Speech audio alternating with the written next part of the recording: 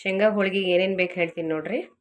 ಬೆಲ್ಲ, ಒಂದು ಬೌಲ್ ಬೆಲ್ಲ, ಒಂದು ಚಿಕ್ಕ ಕಪ್ ಎಳ್ಳು, ಆಮೇಲೆ ಶೇಂಗಾ ಸೇಮ್ ಈ ಬೌಲ್ ಮೆಜರ್ಮೆಂಟೇ, ದೊಡ್ಡ ಬೌಲ್ ಮೆಜರ್ಮೆಂಟೇ ಶೇಂಗಾ ಇರೋದು. ಆಮೇಲೆ ಒಂದು 3 ಏಲಕ್ಕಿ ತೊಗೊಂಡಿದ್ದೀನಿ. ಇದನ್ನೆಲ್ಲ ಫಸ್ಟ್ ಶೇಂಗಾನ ಚೆನ್ನಾಗಿ ಹುರ್ಕೋಬೇಕು. ಆಮೇಲೆ ಎಳ್ಳು ಕೂಡ ಸ್ವಲ್ಪ ಹುರ್ಕೋಬೇಕು. ಇವಾಗ ಗ್ಯಾಸ್ ಹಚ್ತಾ ಇದೆ ನೋಡ್ರಿ. ಆಮೇಲೆ 1 ಬೌಲ್ ಶೇಂಗಾ,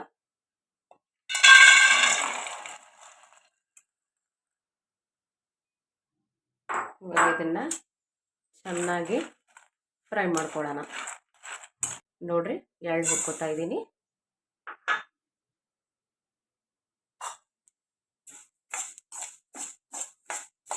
ಸಣ್ಣ ಉರಿಲಿ, ಮೀಡಿಯಮ್ ಉರಿಲಿ ಇಟ್ಬಿಟ್ಟು ಚೆನ್ನಾಗಿ ಉರಿರಿ ಇದನ್ನು. ನೋಡ್ರಿ, ಎಳ್ಳು ಹುರ್ಕೊಂಡಾಯ್ತು. ಹೆಂಗೆ ಚಟಪಟ ಸದ್ದು ಬರ್ತಾ ಇದೆ. ಇದೇನು ಜಾಸ್ತಿ ಟೈಮ್ ತಗೊಳ್ಳಲ್ಲ ಎಳ್ಳು.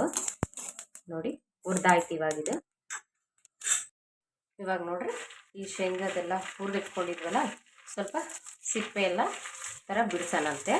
ಈ ಥರದ್ದು ಮಾಡಿ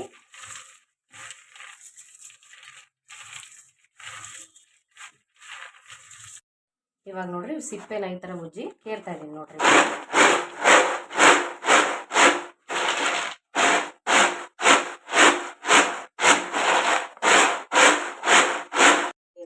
ಮತ್ತೆ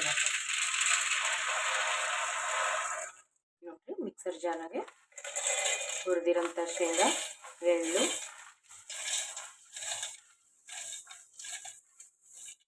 ಆಮೇಲೆ ಇದರಲ್ಲೇ ಬೆಲ್ಲ,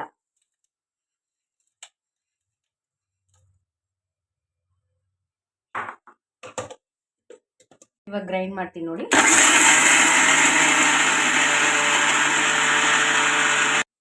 ನೋಡಿ, ಈ ಥರ ರುಬ್ಕೊಳ್ಳಿ. ಇವಾಗ ಇದನ್ನು ಹಾಕ್ತೀನಿ ನೋಡ್ರಿ. ಇವಾಗೆಲ್ಲ ರುಬ್ಕೊಂಡು ಬಂದಿದ್ದೀನಿ. ಸ್ವಲ್ಪ ಬೆಲ್ಲ ಇನ್ನೊಂದು ಸ್ವಲ್ಪ ಮಿಕ್ಸಿದ್ದೀನಿ. ನನಗೆ ಬೆಲ್ಲ ಸಾಕು ಅನ್ನಿಸ್ತು ಸ್ವೀಟು. ನಿಮಗೆ ಬೇಕಂದರೆ ಸ್ವೀಟ್ ಜಾಸ್ತಿ ತಿಂತೀರಾ ಅಂದರೆ ಹಾಕೋಬೋದು. ಇವಾಗ ಸ್ವಲ್ಪ ಬಿಸಿನೀರು ಕಾಸಿದ್ದೀನಿ. ಸ್ವಲ್ಪ ಬಿಸಿನೀರು ಹಾಕ್ಕೊಂಡು ಸ್ವಲ್ಪನೇ ಹಾಕ್ಕೊಂಡು ಅದಕ್ಕೆ ಕಲಿಸ್ಕೊಳ್ಳೋಣ.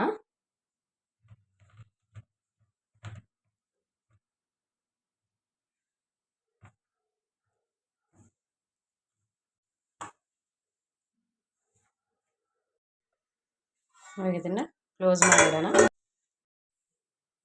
ಇವಾಗ ನೋಡ್ರಿ, ಹಿಟ್ಟು ಎಷ್ಟು ಚೆನ್ನಾಗಿ ನೆಂದಿದೆ ಅಂತ.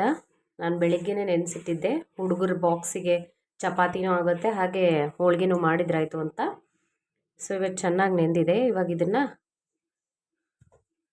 ಚಿಕ್ಕ ಚಿಕ್ಕ ಉಳ್ಳೆಗಳನ್ನೆಲ್ಲ ಮಾಡಿಕೊಂಡು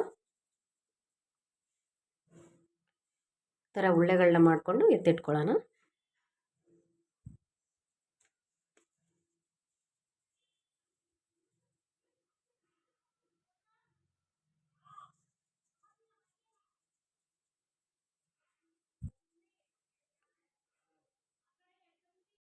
ಇದು ಗೋಧಿ ಹಿಟ್ಟಿನ ಕಣಕ ಅಷ್ಟೇ, ಮತ್ತು ಇನ್ನೇನು ಮಿಕ್ಸ್ ಮಾಡಿಲ್ಲ ಇದರಲ್ಲಿ, ಜಸ್ಟ್ ಗೋಧಿ ಹಿಟ್ಟು. ಇವಾಗ ನೋಡಿ, ನಮ್ಮ ಕಿಚನಲ್ಲಿ ಎಷ್ಟು ಬಿಸಿಲು ಬಂದಿದೆ ಅಂದರೆ ತೋರಿಸ್ತೀನಿ ನಿಮಗೆ. ನೋಡಿ, ಶೇಂಗದ ಹೋಳಿಗೆ ವಿತ್ ವಿಟಮಿನ್ ಡಿ ರೆಡಿ ಆಗ್ತಾ ಇದ್ದಾವೆ ನಮ್ಮ ಮನೆಯಲ್ಲಿ. ಬೆಂಗಳೂರಲ್ಲಿ ಇಷ್ಟು ದಿನ ಬಿಸಿಲೇ ಇರಲಿಲ್ಲ. ಇವತ್ತು ಫುಲ್ಲು ಬಿಸಿಲು ಕಿಚನಲ್ಲೇ ಬಂದಿದೆ. ಈ ಶೇಂಗದ ಹೂರಣ ಕೂಡ ಈ ಥರ ಚಿಕ್ಕ ಚಿಕ್ಕ ಬಾಲ್ಸ್ ಮಾಡ್ಕೊಂಡ್ರೆ ನೋಡ್ರಿ ಯಾವ ಥರ ಎಣ್ಣೆ ಬರುತ್ತೆ ಅಂತ. ಹಿಂಗಾಗಬೇಕು ಇದನ್ನು ನೋಡ್ರಿ. ಈ ಥರ ಚಿಕ್ಕ ಚಿಕ್ಕ ಉಳ್ಳೆ ಮಾಡ್ಕೊಂಡು ಇಟ್ಕೊಂಡ್ರೆ ನಮಗೆ ಬೇಗ ಬೇಗ ಲಟ್ಸೋಕ್ಕೆ ಈಸಿ ಆಗುತ್ತೆ ನೋಡಿ.